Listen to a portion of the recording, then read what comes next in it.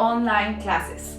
Today we're going to talk about 5 basic principles that we use in every single Pilates exercise, and they're actually really good for your everyday living. First one is your spine positions. So in Pilates, we use 2 spine positions, your neutral spine and your imprinted spine. And let's talk about that. I want you to lay down on your back with your feet flat on the mat, hip width apart. And we're gonna place now the heels of our hands on the hip bones and the fingertips on your pubic bone. You're gonna have like a triangle shape here on your lower belly. And we're gonna move here our lower back, arching and rounding, arching and rounding. And then when we find the mid position here, the middle between those two, that's your neutral spine. The hands are parallel to the floor. And for most people, you're gonna feel an arch here on your lower back.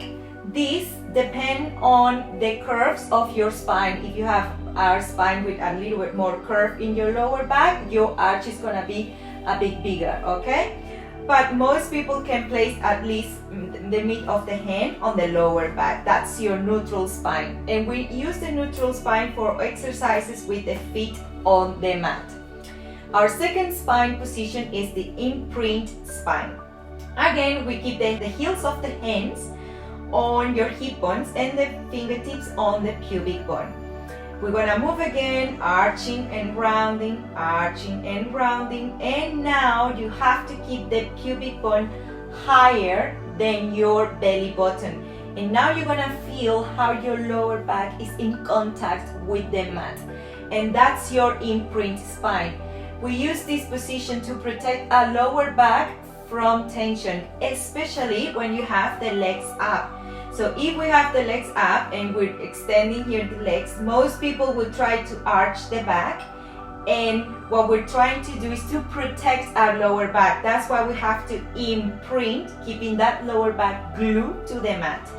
And I'm gonna tell you in every exercise which spine position you need. But most of the time, with the legs up, we imprint. With the legs down, we keep the neutral spine. And that's your 2 spine positions for Pilates. Our second principle in Pilates is Artisan, and actually this is probably the most important one. Artisan is here in our lower belly, and it represents our deep abdominal muscles. The vertical line of the T goes from the pubic bone up to the belly button, and that's your pelvic floor.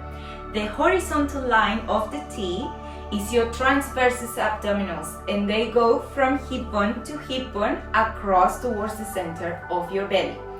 To learn how to activate this area of your body, your T-zone, we're gonna lay down again on our backs with our feet flat on the mat. And we're gonna just relax, take a moment here first. Let's breathe. And now we're gonna think about our pelvic floor. Try to leave your pelvic floor like if you were stuck from going to the toilet. That's the vertical line of the T. And then we're going to draw hip bone to hip bone across towards the center to activate the deep abdominal muscles. Another way to make this easier is placing these 2 fingers just inside the hip bone. Relax. Let's take a big breath in, releasing the air. And we're gonna leave that pelvic floor again, like if you were stuck from going to the toilet, and you're gonna draw hip bone to hip bone across towards the center, and you're gonna feel some little muscles popping in there. If you're not feeling it yet, don't stress, we're gonna work on that. But we need to activate our Artisan to give stability to our whole body during the exercises. So just thinking about lifting that pelvic floor, draw hip bone to hip bone, relaxing, and again, and relaxing. One more time, and relaxing. Another idea to help you activate the T-zone is like imagining that you're putting some jeans on. You're gonna zipper up and then go here with the bottom, and then everything stays here nice, tight and flat, okay? It's not about sucking the belly in, it's about flattening your lower belly. And that is your Artisan, and we're gonna use it in every single Pilates exercise. Okay, now we're gonna talk about the third principle, our breathing. So for this one, I'm gonna stay in this position so you can see my rib cage working, but I want you to lay on your back with your feet flat, hip width apart, and the shoulders relaxed. So we're gonna place here both hands alongside our rib cage. Relax your shoulders. And we're gonna breathe in through the nose and feel your rib cage expand to the sides. And out through the mouth, and now close the rib cage down and in. Breathe in through the nose, expand. Through the mouth, close and in. So what happens here is that we're activating our obliques, the muscles that we have in here. It's thinking about placing the thumb on the lower rib cage and the index finger on your hip bone, and we want to draw the bottom rib toward the hip bone. Draw here, feel the activation here in these muscles, and that's why we use the breath here to give us stability in our whole core and our spine. Let's do it one more time, placing the hands here on our ribs. Breathe in, expand. Out, draw the bottom rib towards the hip bones. Breathe in, expand. Out and draw. Closing the rib cage. That's it. So, thinking about those fingers, expanding the ribs, shortening this area, the obliques are gonna get active and strong. More stable, more safe. Fourth principle. Now we're gonna talk about the shoulder blade position. And this one is very important to help us improve our posture and relieve the tension from the neck. So I want you to imagine that these, my hands, are your shoulder blades. And we want to draw them down and back like in a V shape. In this way, we want to relax the shoulders down and squeeze a little between the shoulder blades.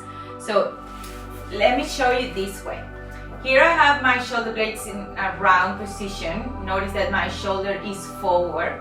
And what I want you to do is go back into a straight position, and here I'm drawing my shoulder blades down and into a V shape. And now look how my shoulders are away from my ears and my spine is looking nice and tall.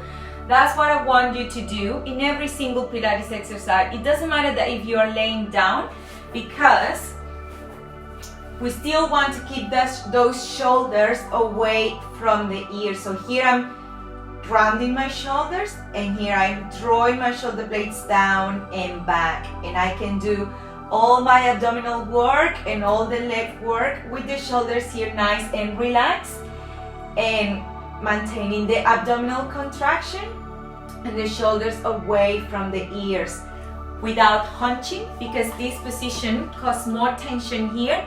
And one of the benefits of Pilates is that strengthen the back muscles to help the neck relieve from all the tension. Fifth principle, your neck position. And this one is also related to your posture and to help you relieve the tension from the neck. So normally, and with this modern line, we tend to have our neck forward, the chin forward.